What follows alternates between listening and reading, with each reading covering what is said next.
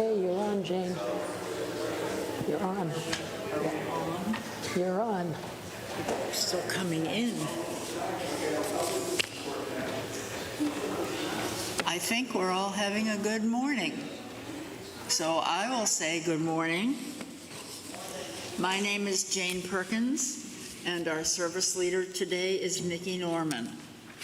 Welcome to the Unitarian Universalist Church of Saco in Biddeford.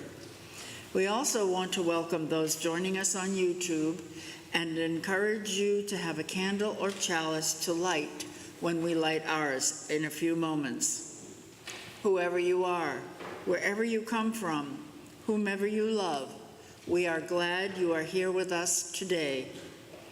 The theme for the month of September is invitation. We invite you to carry that theme with you as you are with us today and into your daily life when you leave. We commit to be co-stewards of this land and to work toward a world that is just and thriving for the whole of the web of life. We invite you to take home the order of service for information and announcements, or you may leave it for recycling as you leave the sanctuary. Please silence your cell phones. There will be a social hour in the parish hall after the service. Please join us. We will now have a message from the president of the Unitarian Universalist Association. I believe it's Sophia Betancourt.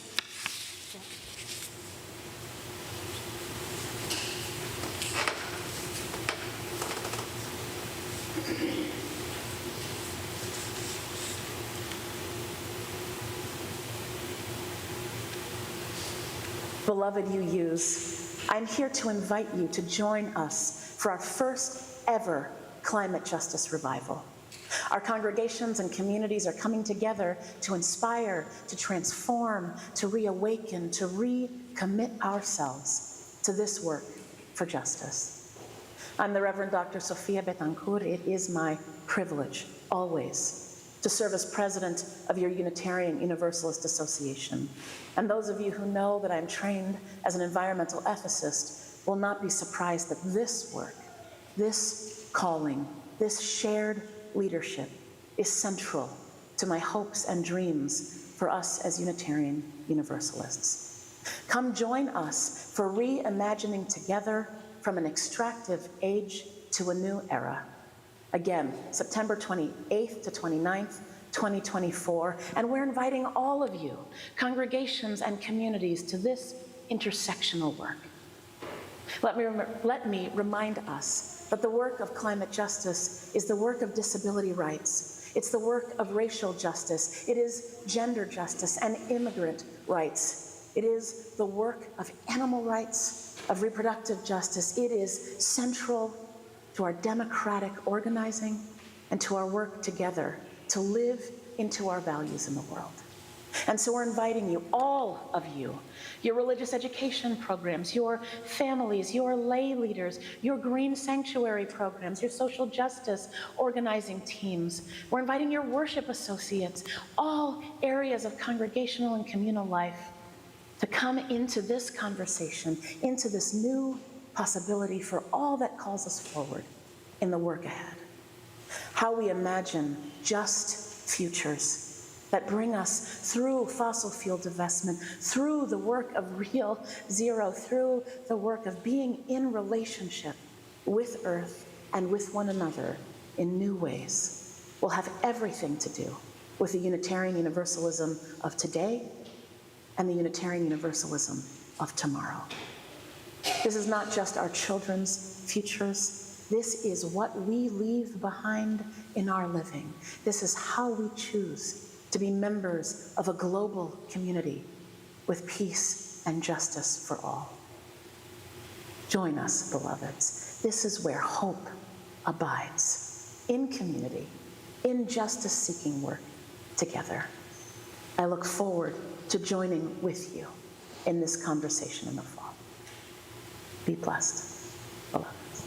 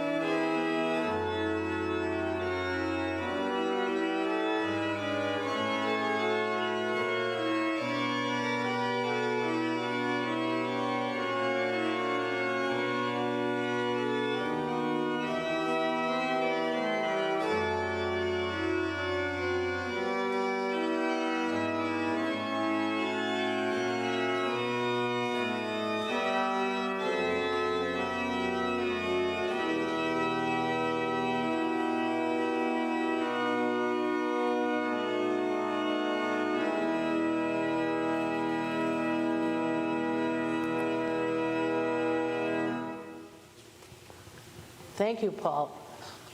It was lovely. Good morning, everyone.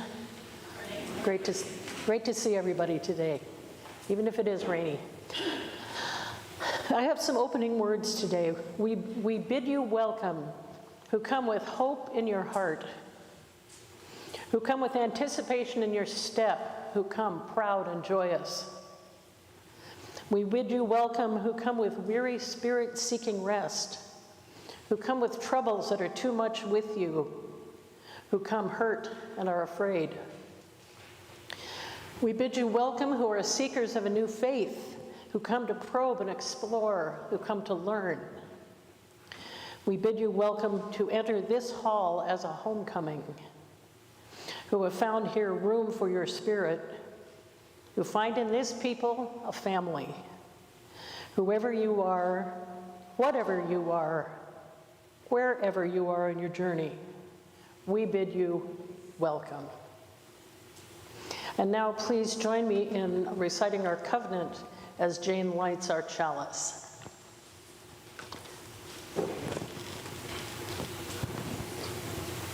This is our sacred promise, to gather together in peace, to seek truth in love, to serve human need, so that all shall grow in harmony with the divine.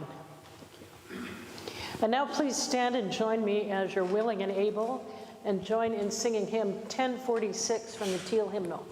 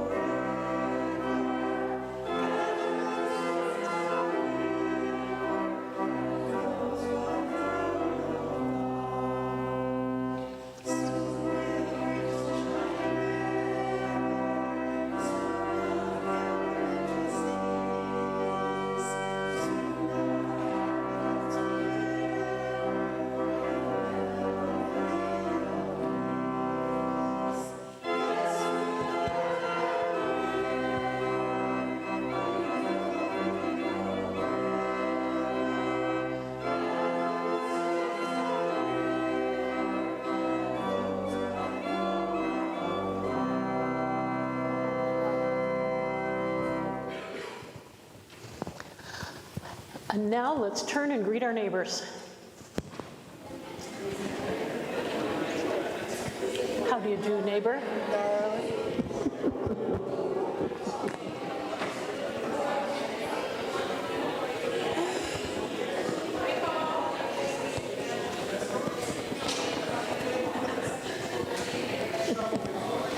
neighbors. I remember that old too. Yeah. Matt. Hey, Jane. Matt. Jane. Great. Sorry. Out to lunch.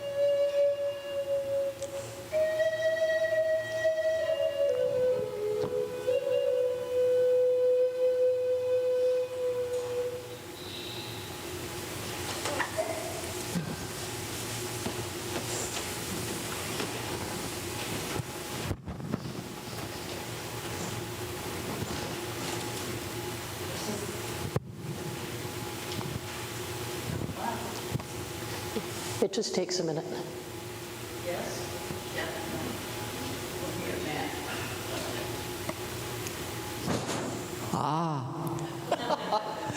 This is the time in our service when we invite you to come forward and share what may be in your heart, whether it's a great sorrow or a delightful joy. It is not a time for political statements or announcements. If you would like to come forward, tell us your name and share what you are holding with us, we would be delighted to have you do so.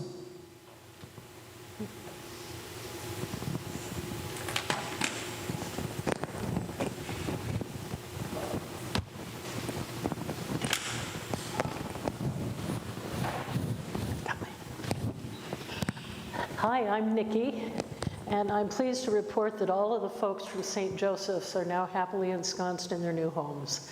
I don't happily might be a little ambitious, but I was over there Friday, and although we didn't have an actual service, I was able to stop in and say hi to the folks that were moving into their new places, and it's terrific. They're doing an interesting thing in the memory care area, where in the past, people would come out, would walk down a hallway, come to a wall, and then walk back and hit another wall. Now, it's circular. They can walk continuously.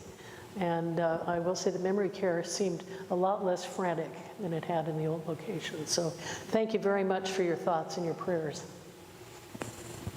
I'll light a candle for them. Yeah.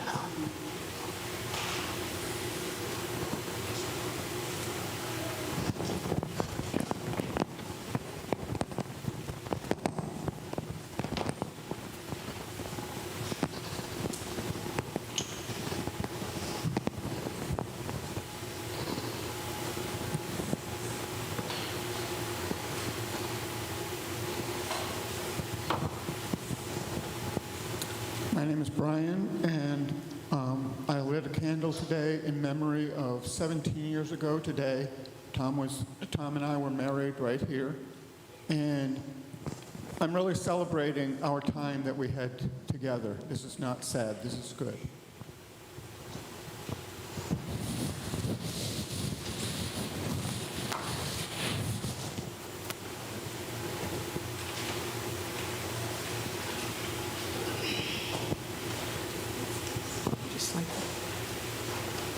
Hi, I'm Pat, and I have just a silly joy to share with you all. In some circles, I'm known as the bucket lady, and I collect buckets to fill with sand in the winter for the elderly and disabled. We serve about 100 people and then 30 more through the winter. And they're all kept in a shed at my house. And so we have these pallets down, and half of the shed is mine and half's my son's, and so I fill my half with buckets. Well, this year it crept up on me, and I didn't realize that November 2nd was the day I had to have 100 buckets and ready for the Thornton Academy kids to deliver to people. And I thought, oh my God, how am I going to do this? I only have 20 buckets. I need 80 buckets by November 2nd. What am I going to do? And I run all over town collecting these buckets. Well, I told my neighbor Amy about it, and I put it on Facebook, and some of Amy's friends came through. And next thing you know, my driveway was full of buckets.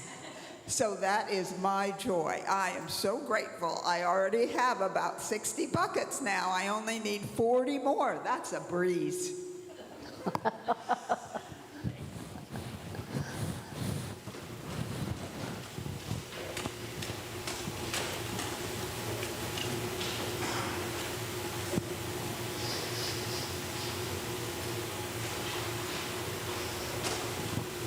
My name is Randa. My pronouns are she, her, hers. I'm lighting a candle of joy for the marriage of Trevor and Bo this weekend. And in case you're watching online, we love you and we're so happy for you.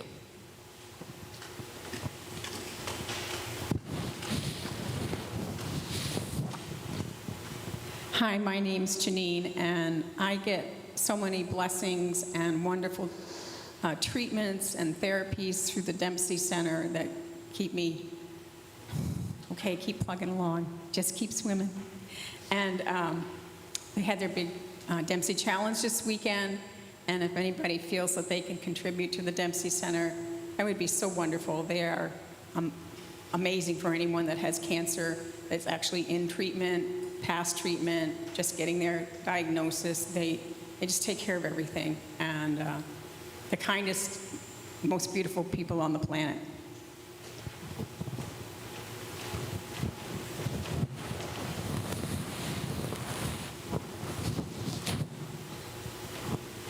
I'm Myra Robinson, she, her, and I have to say too that when I had cancer, I took advantage of the Dempsey Center, and they are fabulous. And now I've told my mother-in-law, who has lung cancer, that she needs to sign up for them, because it's not only the patients but their whole families and caregivers that get the services. So that is a great organization. For free. For free, yes, all of it's free. And I lit a candle for my friend of over 40 years who died a few years ago, and I just think of her every September. You know, there's people in your lives who make a mark in your heart, and you can't ever think of existing without them or their memory, and that's how I feel about Kathy. And I just want to give a shout out to all the friends, people who have friends and are friends to others, that it means so much. We're here for each other. I also just want to say briefly that the two songs that I melded together in the flute, the Native American flute this morning, I'll just tell you the words to those songs and acknowledge the Wabanaki land that we stand on and the beautiful instrument that indigenous people invented, created. So the two songs I meshed together are Thank you for this day, Spirit. Thank you for this day. Thank you for this day, Spirit. Thank you for this day. This beautiful, this beautiful, this beautiful day.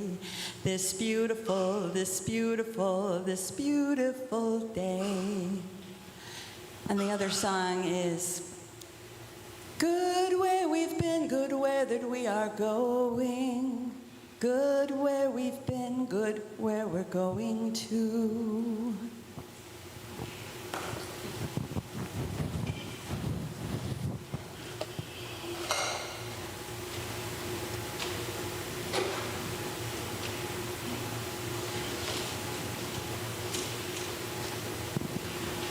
It's our custom to light one final candle for the joy and sorrow that we hold in our hearts that may remain unspoken.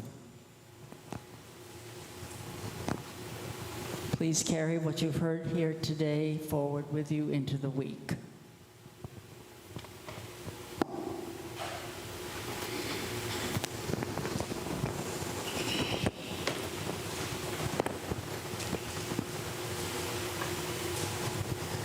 Can you please join me in an attitude of prayer?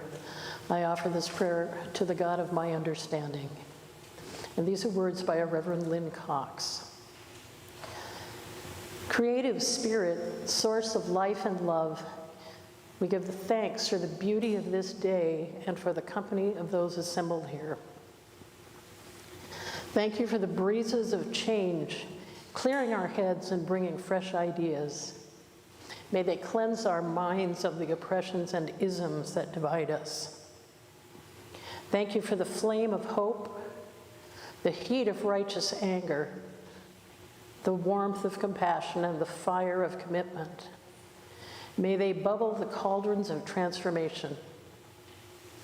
Thank you for oceans of love, rivers of connection, tears of relief, and pools of serenity. May healing waters flow over us and through us and among us, wearing down the sharp rocks of despair to bring joy in the morning. Thank you for the good earth beneath us, around us, and within us. May we take this clay and co-create a new realm of justice and beauty. Thank you for all these and more. We accept our gifts and commit to building, sculpting, painting, singing, writing, and dancing them into life, to abundant life. So be it. Blessed be. Amen.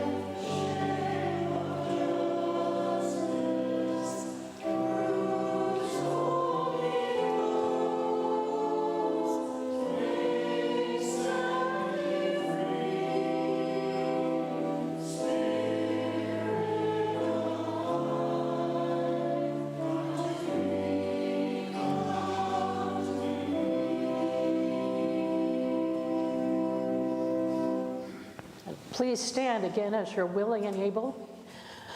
And join us in singing hymn number 188, Come, Come, Whoever You Are.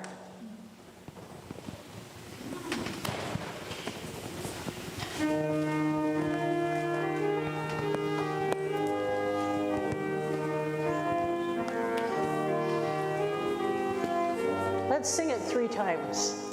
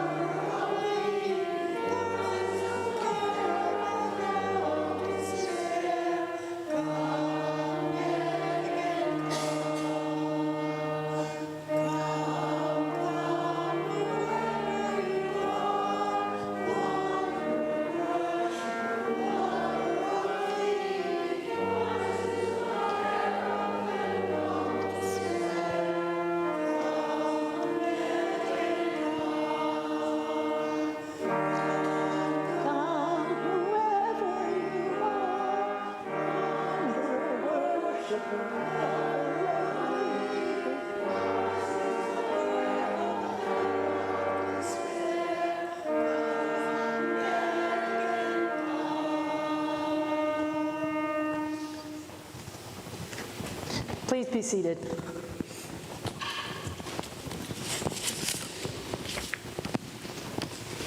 The reading is written by Mary Oliver.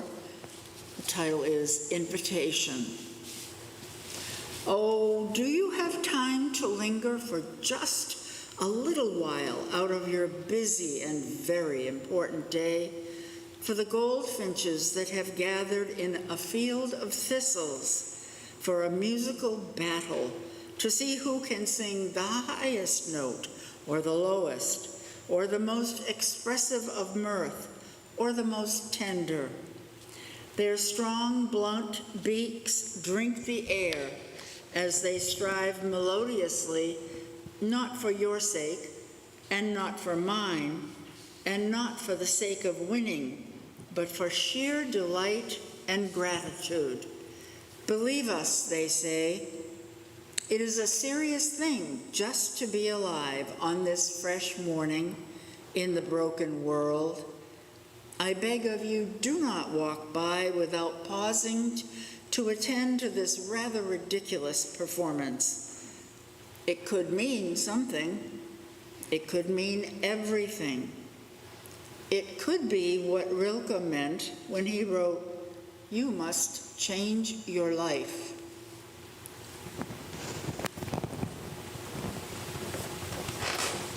Thank you, Jane. And I don't usually tell people or suggest to people how to interpret a poem. That's a very personal thing. But I was reading some words written by a woman named Faye Adams, and it really spoke to me. And I wanted to share the spirit of what she had to say about this poem. She says, "There's an urgency in this poem. Oliver reminds us not to miss out on what is offered to us. Especially here, especially now, when much of what we see and hear about is brokenness, let's not forget the feast that's offered up to us already. Simply by virtue of our being alive and being in this magnificent company of life's abundance it's offered, this could be a moment of revolution or revelation." Anyway, just wanted to share that. So, who doesn't love to get an invitation? I think we all do. There was a time, I believe I was in the 7th grade, and I was a fairly straight-laced kid, grew up in a fundamentalist church, and there was a group of girls at our school who were a little more worldly than I was, and there was going to be a party. And the party was going to be at the home of one of the girls whose family had a sauna. And I really, really wanted to be part of that. And I didn't get invited. And it hurt my feelings. But it also kind of galvanized me to action. So I found out that they were going to be taking the sauna. And so I just casually mentioned to the host of the party that, "Oh, so I understand you guys are going to be in the sauna at your party." And the response I heard later was, "Well, I guess we have to invite her now." Well, I went to my mom and I said, "Well, I want to go, but can I go?" And my mom said, "Were you invited?" And I said, "No, not really. They said it was okay if I came." And Mom said, "No, you weren't invited. You've got to sit this one out." So I did. And I will say that the person, the host of the party, the girl whose birthday was being celebrated, and I are still Facebook friends many, many, many, many, many years later. So I just wanted to share that. Just wanted to share it. And today's message may be a little shorter than usual. I asked Lori's permission to use some of the words that she used in her, I thought, terrific sermon last week. And Lori's sermon last week had us concentrating on ourselves, caring for ourselves. I'd like to turn it a little more outward today and have it include us. So as I read Lori's words, think of that. Welcome all. For those of you who aren't familiar with us, we have no creed and no common statement of faith as you use. We're guided by principles and values, and those principles and values, according to our bylaws, need to be reviewed and reworked as our identity and the needs of the world grow and change. The newest edition was approved this year at the UUA, Unitarian Universalist Association General Assembly. And the next generation of our values are equity, generosity, interdependence, justice, pluralism, and transformation centered around love. Centered around love. Our spiritual beacon is love. Our most important spiritual tool is love. Love of ourselves individually and collectively as a community. Love. The most powerful spiritual tool there is. And more of Lori's words here. When you manifest loving kindness, it comes back to you. It always does. And even though it may not seem truly enlightened to ground your motivation for doing good things in the desire to feel good, it's very hard to do good things in the world, pass on goodwill, create when one feels poorly about themselves and their circumstances. For people in our immediate circles and for people far and wide, when the word hate comes up for us, as Lori reminded us last week, that's the moment to turn to a loving kindness meditation or a prayer. Is it easy? No. Do I struggle with it? You bet. Am I going to keep working on it? Absolutely. And climate justice that we spoke of earlier is a big topic. It's a controversial and overwhelming project with scientists and politicians telling us it's already gone too far and it's too late to do anything to change it. It's not. It's not too late to make changes that are going to really make a difference. And next weekend, as we saw from the video earlier, UU churches from all over the country are coming together for a climate justice revival. And in the spirit of invitation, we invite you to be a part of this, recognizing that a response of no thank you is okay. We hope you'll all join us, but if this is not your thing, that's okay. This is not a pressure thing. As co-stewards of creation, we're to tend and mend what we can, having faith that love, in all of its many manifestations, will heal. And sometime it is to cultivate love and community to address what we can through a loving process. Because it's often more important how we do something rather than just what we do. Because it's often more important how we do something rather than what we do. That's important. In our faith, the ends really don't justify the means because love is at the center. Even if your thing is not climate justice, can you bring your hearts, your experience, and your knowledge to this topic and your community to help us chart a common path? We do have to address issues to love, to grow, and nourish our community. Embracing topics at some level which don't seem to be our own priority can be a spiritual practice. Not only does our collective energy move the ball down the field, it gives us the opportunity to do our own spiritual work.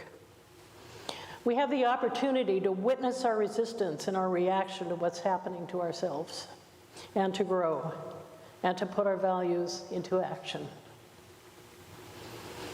We can grow our spirituality as a community when we come together to be and do. And I think that this was a piece of brilliance from Lori's sermon last week. Worship is a be moment. Here we reflect on ourselves individually and collectively, and maybe gain insights into our daily challenges or strength to move through them. How we engage in community together is the doing of our spirituality, and we practice it to prepare us and shore us up to do the work beyond these walls. And again, I was reminded in last Friday's worship committee meeting that not everyone's spirituality is tied to service, and it's not ours to judge that. Not judging. That's also a form of love. So let's stay centered in love by focusing on our values and surrounding ourselves with loving kindness. Send that out into the community and into the world, and it will come back to us. I believe that. There is power in love. Don't underestimate it. Don't even over-sentimentalize it. There's power in love. And these are words inspired by Bishop Michael Curry. And this is actually from the wedding of Prince Harry and Meghan Markle. There's power in love. Don't underestimate it. Don't even over-sentimentalize it. There's power in love. There's something right about it, and there's a reason for it, too. The reason has to do with the source. We were made by a power of love, and our lives were meant and are meant to be lived in that love, and that's why we're here. There's power in love. There's power in love to help and heal when nothing else can. There's power in love to lift up and liberate when nothing else will. There's power in love to show us the way to live. Set me as a seal on your heart, a seal on your arm, for love is as strong as death. And that's the second Bible reference in a sermon in 2 weeks. And here's a challenge for all of us that I put out there earlier this year, and I want to repeat this. What if we look at the power of love as the conscious choice to see the best in others? Stemming from the principle that what we offer to each other, what we offer to others, we strengthen in ourselves. So I want to throw that challenge out there again. And Lori mentioned the meta last week, which we repeated at the end of the service, and I'd like to do that again today, but instead of the word I'd like to substitute the word we. So the words would be, may we be happy, may we be well, may we know the beauty of our own true natures, may we be at peace. So let's repeat that together. Let's repeat it twice. May we be happy, may we be well, may we know the beauty of our own true natures, may we be at peace. One more time. May we be happy. May we be well. May we know the beauty of our own true natures. May we be at peace. Amen. And may it be so.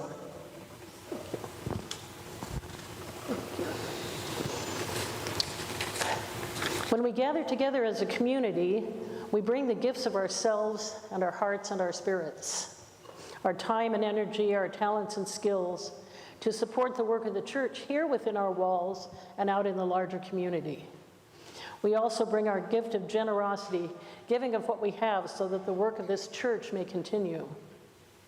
As always, half of our offering today will be sent out into the larger community to support the work of an agency or an organization that's making a difference in the world. If you're watching from home on YouTube, donations may be made by clicking the PayPal link in the video description, or checks may be mailed to the UUCSB, 60 School Street in Saco, and so 4072. Please be generous as the ushers wait upon you.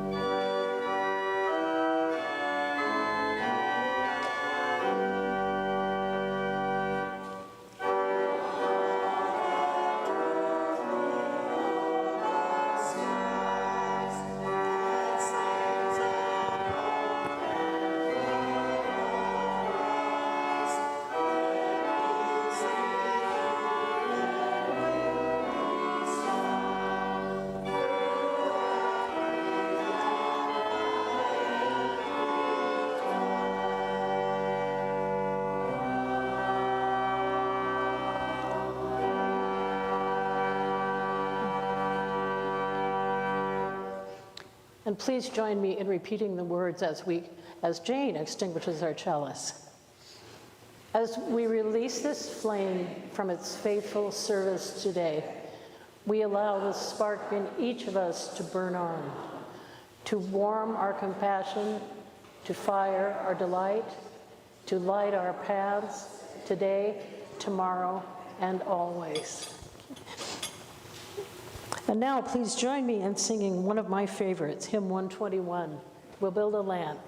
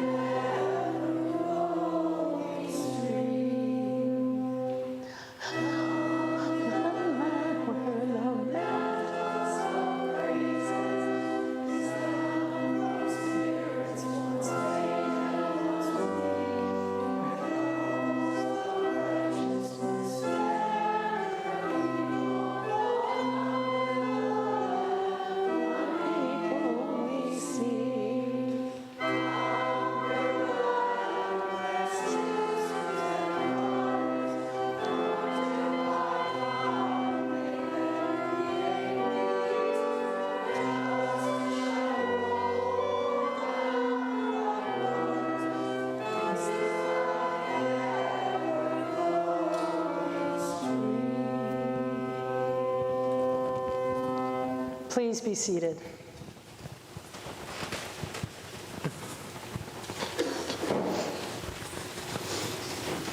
And I also borrowed some words today from Reverend Scott Taylor. Go with faith, not the kind that is called to move mountains, but the quieter sort that calls us to take the first step, even when the whole staircase sits beyond our view. And as we move toward the unseen, may we notice that the way unfolds only as we risk traveling it. And may we remember and trust that on this journey, that we are not alone. Go in peace. And this concludes our service. So we ask you, oh, Myra, good heavens. This doesn't even begin to conclude our service.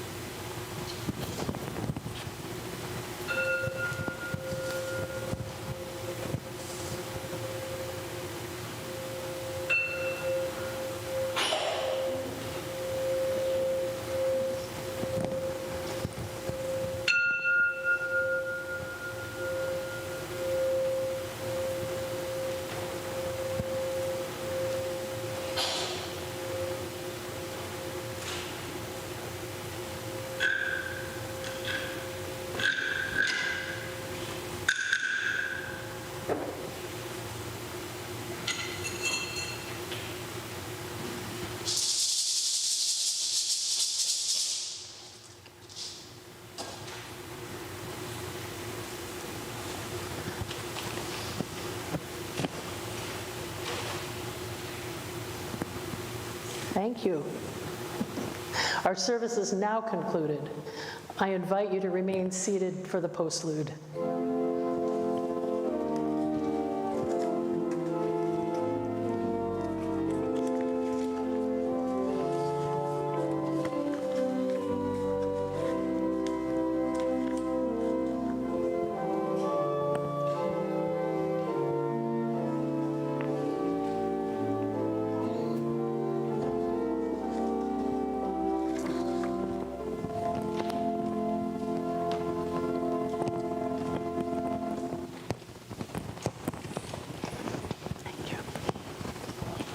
And a big thank you to Matt, by the way. This was his first time flying solo.